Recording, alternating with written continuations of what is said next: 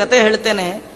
ನಾವು ಚೆನ್ನಾಗಿರ್ಬೇಕು ಅಂತ ಎ ಸಿ ಹಾಕ್ಸ್ಕೊಳ್ತೀವಿ, ಫ್ಯಾನ್ ಹಾಕ್ಸ್ಕೊಳ್ತೀವಿ, ಕುರ್ಲಾನ್ ತರ್ತೀವಿ, ಒಳ್ಳೆ ಕಾಟ್ ತರ್ತೀವಿ, ಎಲ್ಲ ಮಲಗ್ತೀವಿ, ನಿದ್ದೆ ಬರಲ್ಲ.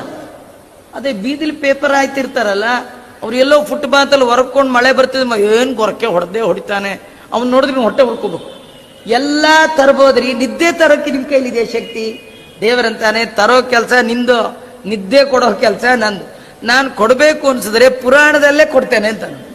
ಯಾರ್ಲಿ ಫ್ಯಾನ್ ಹಾಕ್ಸಿರ್ತಾರ, ಫ್ಯಾನ್ ಇರೋದನ್ನು ಆಫ್ ಮಾಡಿರ್ತಾರೆ, ಫ್ಯಾನ್ ಇಲ್ಲ, ಹಾಸಿಗೆ ಇಲ್ಲ, ಹೊರಕೊಳಕ್ಕಿಲ್ಲ. ಕೆಲವರು ಸ್ಟಿಫ್ ಆಗಿ ಕೂತಿರ್ತಾರೆ, ವಾಲ್ ಬೇಕಲ್ಲ, ಇಲ್ಲ, ಪ್ರಾಕ್ಟೀಸ್ ಮಾಡಿ ಮಾಡಿ ಅಭ್ಯಾಸ ಆಗೋಗ್ಬಿಟ್ಟಿರುತ್ತೆ. ಹಾಗೆ ಅದು ದೇವರಂತಾನೆ ಕೊಡೋ ನಾನಯ್ಯ, ನಿನ್ ಬೇಕಾದ್ ಹೊಡ್ಕೊ, ಅವನಿಗೆ ನಿದ್ದೆ ಕೊಡ್ಬೇಕು ನನ್ನ ಇಚ್ಛೆ, ಕೊಡ್ತೀನಿ, ಏನ್ ಮಾಡ್ತೀಯ?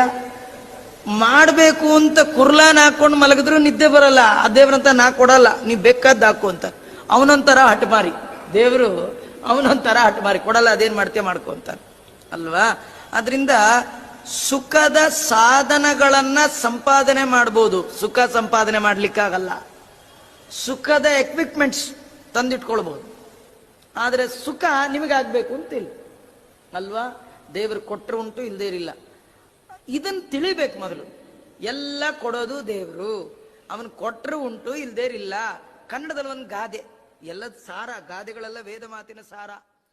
ಶಿವ